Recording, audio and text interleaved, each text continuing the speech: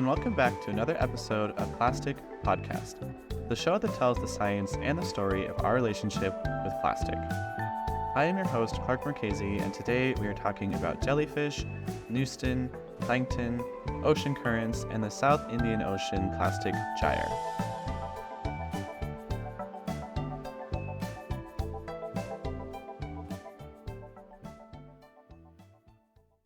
All right, welcome back to all of you lovely listeners, and hello to all the newcomers. Now, 2 weeks ago, we had an episode where we spoke to two researchers from Germany about hotspots of micro and microplastics in the ocean. If you didn't listen to that one, it's okay to start with this one and then go back if you're curious for more. But in that episode, we talked about where plastics in the ocean get concentrated, and we touched a little bit about the 5 major ocean plastic gyres. Today, we're talking about the little ocean critters that live on and around these gyres and what we know about how they interact. The word for these ocean critters is Neuston, and we're going to get a more formal definition of that in just a moment. But essentially, it's an umbrella term for a group of organisms that live on or just below the surface of the ocean, and obviously they are increasingly encountering plastic. We know that obviously plastic in the ocean environment is harmful to lots of wildlife.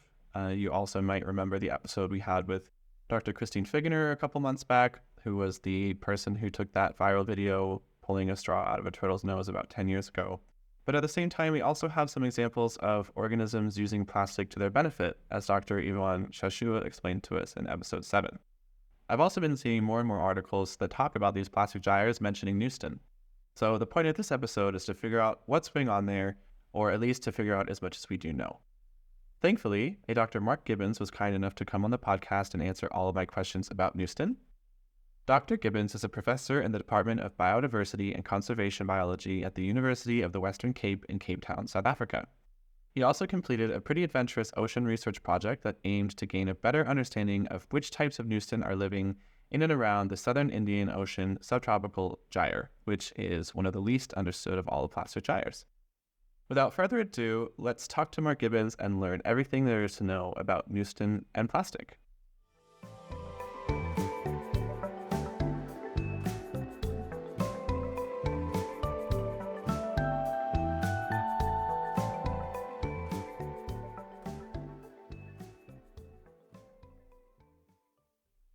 All right, we are recording. Hello, Dr. Mark Gibbons. Welcome to the show.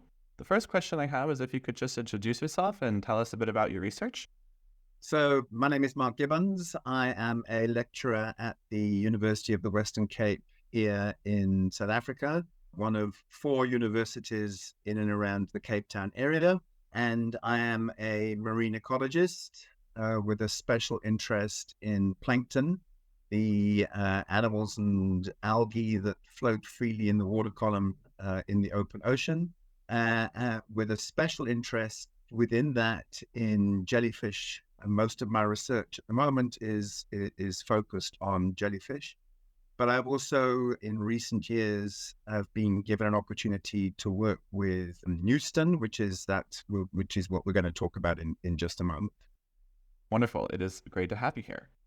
Now, as I've been looking more and more into how plastic is operating in the ocean, I'm seeing recent publications about Neuston. So I guess the best place for us to start is by me asking you, what is a Neuston? So Neuston is a community of organisms that live at the air-sea interface. So it's sitting at the very surface of the of open bodies of water. So we get Neuston in freshwater as well as in the ocean itself. So it's those organisms that live either on the top of the sea surface, things like blue bottles, which have a big gas bladder. We call them blue bottles here. Elsewhere, they may be called Portuguese man-of-war. It's a siphonophore with long trailing tentacles, but it's effectively a balloon of gas that sits on the sea surface. And there are a couple of other organisms that are tied to the sea surface in that way. And then there are organisms that sit below the sea surface, but are nevertheless associated very closely with the sea surface. So this includes things like Porpita, and which is, I can't remember its more common name. Okay, I could be wrong, but I Googled it after the interview, and I believe that would be the scientific name for what some of us might know as blue buttons. I hadn't heard of these little guys before, but they are quite beautiful and they look almost like they could be a piece of jewelry. Then there are things like Janthina, which is a very fine purple gastropod, which produces a series of bubbles. So it creates which then allows it to sit right underneath the sea surface. Yes, so lots of species names are getting mentioned, and I will put a link in the episode description to our website where you'll be able to find photos of everything we talked about today. So these are organisms which we refer to as obligate Neuston. So they are completely tied to the surface of the sea. But then we get what we refer to as facultative Neuston, which sit just below those and may come in and may move out of the upper layers of the water column. Some of these are copepods, which are small crustaceans, and they are generally bright blue in color. In fact, most of the Neuston is bright blue in color. Whether that's a response to camouflage or whether that's a response to ultraviolet light, I'm not sure. So these organisms are very closely linked to that upper layer of the sea. A number of things, commercially important fish species, their eggs and larvae may float for periods of time within this layer as well. Can you tell me a little bit about the role or the function of Neuston in the ecosystem?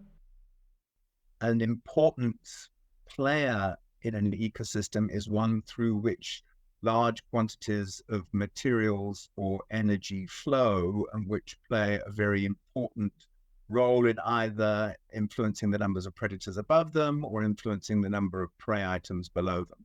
And I think it's fairly clear that Neuston are not big players in the global ocean context if we look at things like that. But as a system, as a component of a system, they play an important role within that system, so that there will be things that will eat them, and they, in turn, they will be eating other things. That said, a lot of the predators in the Neuston themselves eat other members of the Neuston. So on the surface of the water, you've got Valella, which is by the wind sailor, which is both a carnivore and it's got a symbiotic zooxanthellae, so it's also able to photosynthesize, if you like. It in turn is preyed upon by what we refer to either as a sea dragon or as a sea swallow, which is a species of nudibranch, carnivorous nudibranch, which hangs just underneath the surface of the sea. And it in turn feeds on things like Valella. It will feed on Janthina, the bubble shell, and it will feed on Porpita. So it feeds on. So a lot of the interactions within the obligate Neuston, they're eating each other. But as I said, they are in turn eaten by other things, and they in turn will eat other things themselves. Okay, so lots of food chains are playing out in this quite broad group of species. And since they're also hanging out sort of at the surface of the water, we know one thing, that they are probably interacting with more and more plastic.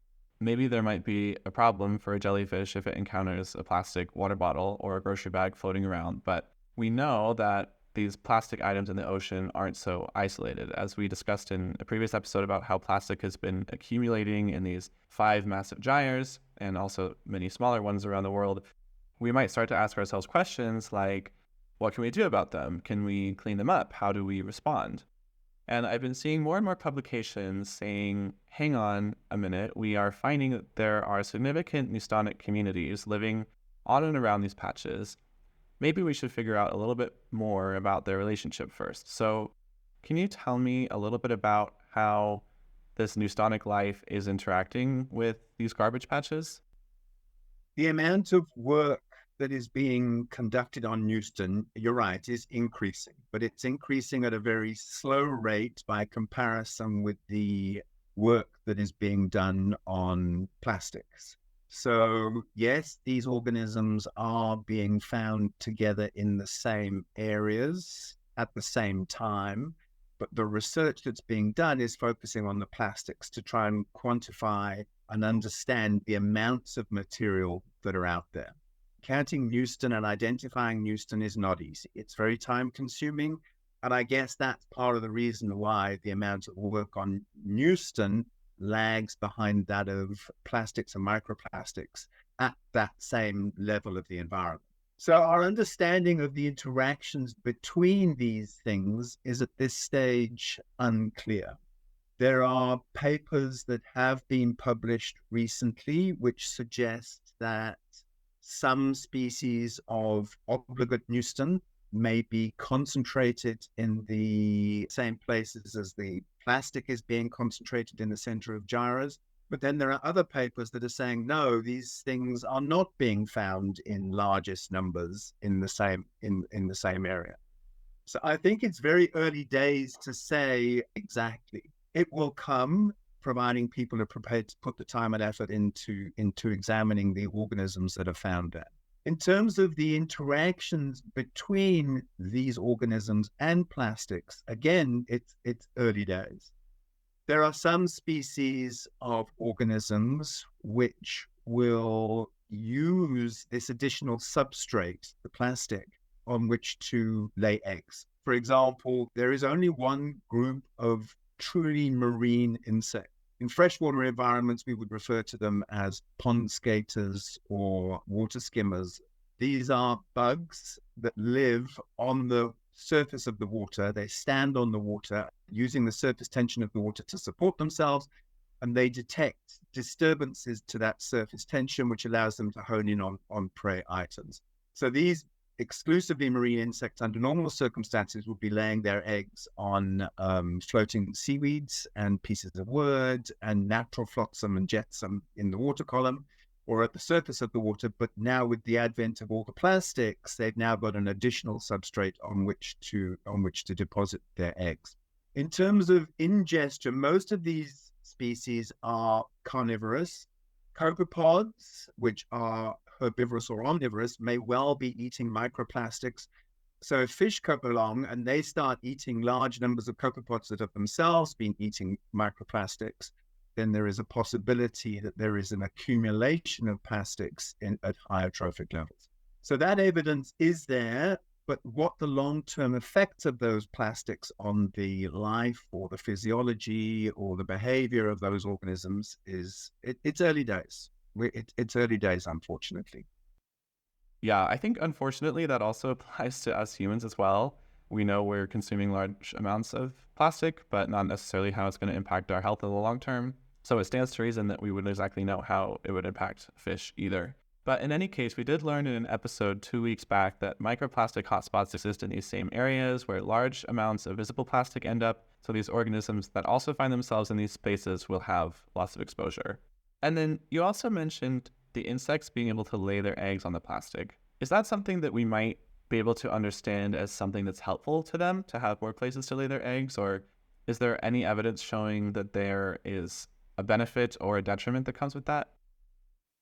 There's no evidence, but intuitively one would imagine that with a greater amount of substrate available for them to lay their eggs on, all other things being equal, then their populations should benefit from that. Okay, and then I also heard you mention a slight bit of contestation in the literature, but there have been some articles that did identify higher concentrations of Neuston in these same places with high concentrations of plastic. For those papers that came to those results, what might possibly explain that? So what you have to realize is that all of these organisms that occupy the Neuston, they're generally small organisms. They're what we would refer to as plankton, which means that they don't have the ability to move against prevailing circulation. So the same physical processes, winds and currents that are focusing the plastics into ocean gyres and certain areas of the sea will also be passively accumulating the Neuston in the same area. So intuitively, one would expect that areas that have large amounts of floating macroplastics, and certainly those macroplastics that are projecting above the sea surface, will catch the winds. They'll be concentrated by the currents in particular areas. And so too, intuitively, you would expect those Neuston members that also project above the surface of the sea to be similarly concentrated. So that seems to be the case, as I said, in some of the papers, but in some of the other papers, that doesn't seem to be the case. And that probably reflects local peculiarities in the ocean-air interactions, leading to patches where animals are being concentrated in a different way to the plastic. Okay, so then it might be the case that in some plastic areas we see high concentrations of Neustonic life. And when that is the case, it has more to do with sort of oceanographic systems or processes rather than these species sort of, searching out this type of plastic environment on which they may or may not thrive. A number of the studies, the most recent studies, have also used particle tracking software to try and understand the movement of plastics and at the same time understand the movement of Neuston, because it's effectively the same driving factors that are influencing the distribution. And as we know, it is early days as far as the literature is concerned. But to get a sense of what is already out there in terms of research, I know that you worked on a study that was trying to look at Neuston assemblages in the southern Indian Ocean tropical gyre. Can you tell me about what sorts of research questions were attached to this project? What were you trying to find out? And just tell us, I guess, a little bit about this project.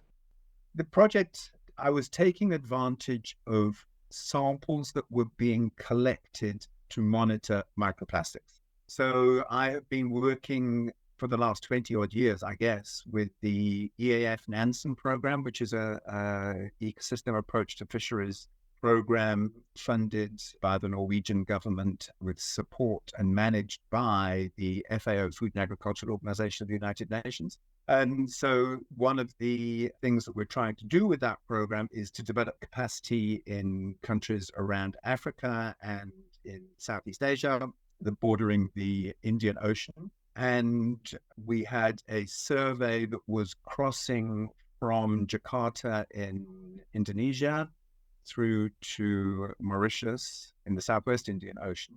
And it was looking at the environment and it was looking at resources. And we were also collecting samples using manta nets for microplastics.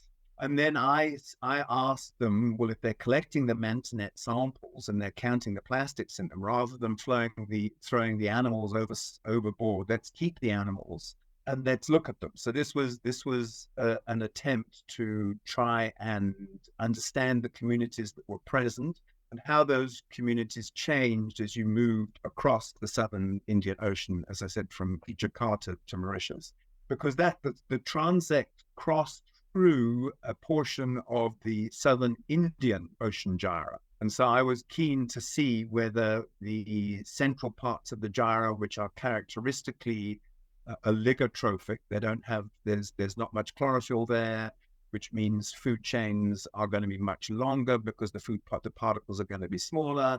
So I was curious to see whether the communities in the center of the gyre were going to be different from those at the edges.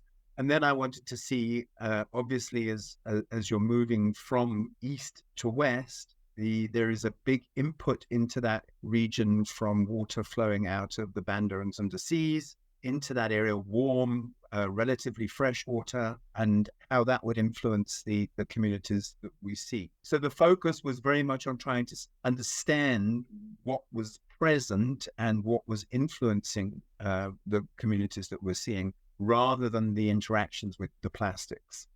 Okay, so then I guess the obvious question is, after you collected the data, did any trends emerge?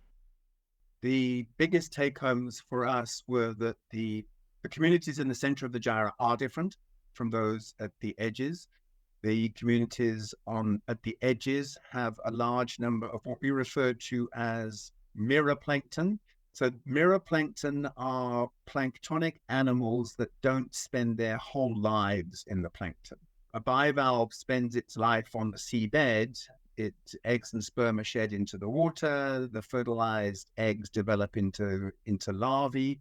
Those larvae join the plankton for a short period of time before they are of a size that they settle down and metamorphose into bivalves. And the same is true for benthic crabs and shrimps and a whole bunch of other animals that as adults either live on the seabed or they're nectonic like fish. So, but there is a portion of their lifespan that is spent in the plankton. And what we were able to see is that those communities at the sides of the ocean basin had significantly greater numbers of mirror plankton than those in the middle. Not surprising, perhaps, given the proximity to land and to shallower waters where benthos is more likely to release their offspring into the plankton.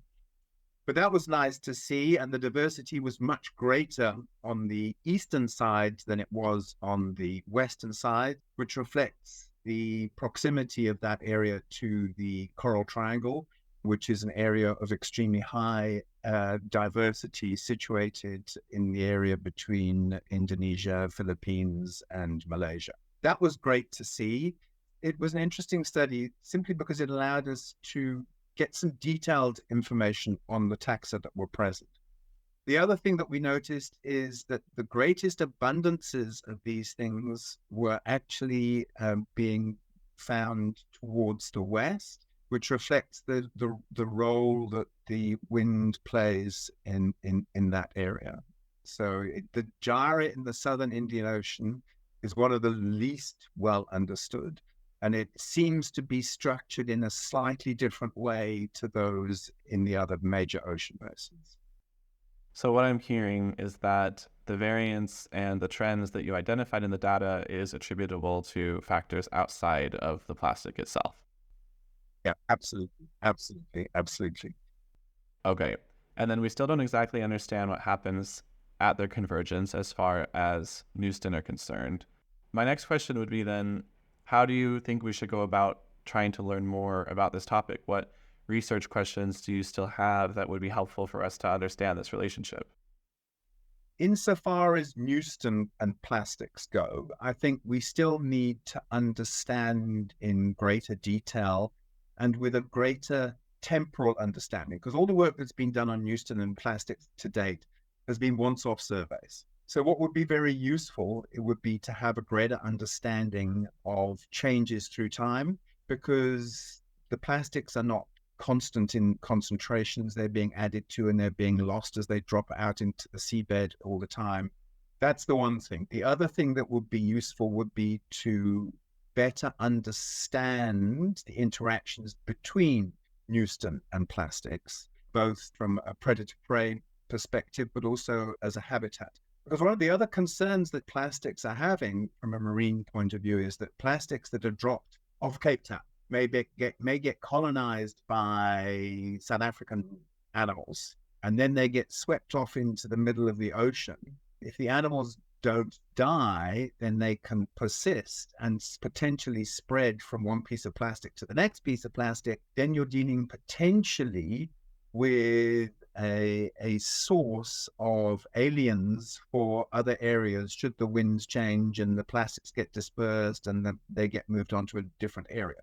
So we need to understand a little bit more about that. Got it. Okay, so when we're mentioning perhaps species from Cape Town attaching themselves to plastics and getting dragged to new environments, I know that sometimes in the ocean plastics can sort of be encased in a biofilm or carry some bacteria. Was that what you were referring to, or could there be other examples as well? I was referring to larger organisms, things like bryozoans and things like that. Wait, what are bryozoans? So bryozoans are what we refer to as moss animals. So they are encrusting, they look like moss, but hence the name. So they settle onto substrates like that. They will potentially proliferate. But there will also be cnidarians and polychaetes and organisms like that, which will settle onto the plastics potentially. And then as those plastics drift off, so these things will move to different parts of the world. And I mean, from an evolutionary perspective, I mean, that's how we understand the diversity of some taxa on some of the islands. They rafted there originally, and then once they got there, they were isolated, and then they diversified quite extensively. So it's not a new phenomenon. It would just be with today's burden of plastics, this increased opportunity for colonization. It's something that we should perhaps be concerned about. I mean, in the case of the North Atlantic, we've got these massive wash-ups of sargassum in Florida and the east coast of southern USA. And that sargassum has come from Africa and elsewhere in the world, and it's causing huge problems. But that could equally be plastic. Right. And I think we have lots of examples throughout, I guess, the history of evolution on this planet where one species getting introduced to another. Well, it could be really great for both. It could be really horrible for both. It could be great for one and horrible for the other. Or there could be no impact on either. So I guess it just will depend on case by case. But that said, there's also lots of different cases that will be going on at one time because the ocean is enormous. Which also speaks, I guess, to the importance of more longitudinal studies to understand how these things are changing over time. But I'm curious about any sort of cleanup efforts that are being proposed for these ocean garbage patches. Do you think that the research that we have on Neuston now could potentially influence any of these efforts, or do you think that we should go find out more information about Neuston before we engage in any type of large-scale cleanup effort? So interesting you say that. Two of the most recent papers that have come out on this subject have been generated by authors who are affiliated with one of those operations that's trying to clean up the North Pacific garbage patch. And their latest data suggests that, well, maybe there aren't as many Neuston in some of the taxa there. I am cautious until such stage as we have more information. And the reason I'm cautious is that the Neuston environment is massively important for some species at some points in their life.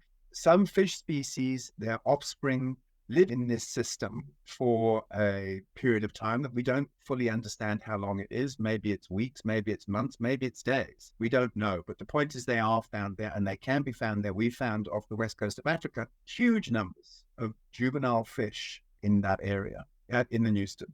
So if you're going to go in as a cleaning operation and clean it up with all the best intentions in the world, you need to understand the impacts of that. Sure. So we just need to make sure we know exactly what the impact of a cleanup effort would be and do sort of a cost-benefit analysis, because unfortunately, there's no really way around the harm that we've already done. We just want to make sure we don't make things even worse. And I think that is the right approach to have. We have to sit down and we have to measure all these things. But before we can measure, we have to have the data. And we need to encourage more scientists to start looking at Neuston. Okay, well, as we start to wrap up this conversation, I want to ask, is there anything that we didn't discuss about Neuston that you think is important to mention in this conversation? I don't think so. I think we've covered all the bases. We've covered all the bases. Okay, that just means we did our job. But since we have the extra time, I will ask you, do you have a favorite Neuston? Do I have a favorite Neuston? I have to say I like the water strider. I just love the idea that this is an insect that is the only truly marine insect. And it just sits there skimming around on the surface of the water, just like a pond skater does on a freshwater lake. It's a beautiful animal. I mean, it sits there and it's listening and it's feeling for what's happening around it. Yeah, no, it's a cool animal. And I mean, the interesting thing is it's using its eyes. So when in our survey in the Southern Indian Ocean, we caught more of these things at night, in night surveys, than we did during the day. And it's because these things can see the nets coming and they were sort of skitting out of the way. No, they're cool animals. They're cool animals. I think that's my favorite. I'm going to have to Google these guys too, because that sounds pretty cool. Well, then the last question I have for you is, where can people find you and follow your work? So I'm an old man. I don't do Twitter or X, and I don't have a Facebook page, and I don't have an Instagram handle or whatever it is. So they just have to sort of go to the university's website, www.uwc.ac.za, and they can find out a little bit about what I'm doing there, or they can just Google Scholar me. Wonderful. I will make sure to include a link to that in the episode description so people can find it easily. And this is the part where I say thank you so much for coming on the show today. Thank you for teaching us about Neuston and also for your research in this space. Thank you. It's been a real pleasure, Clark. It's been a real pleasure.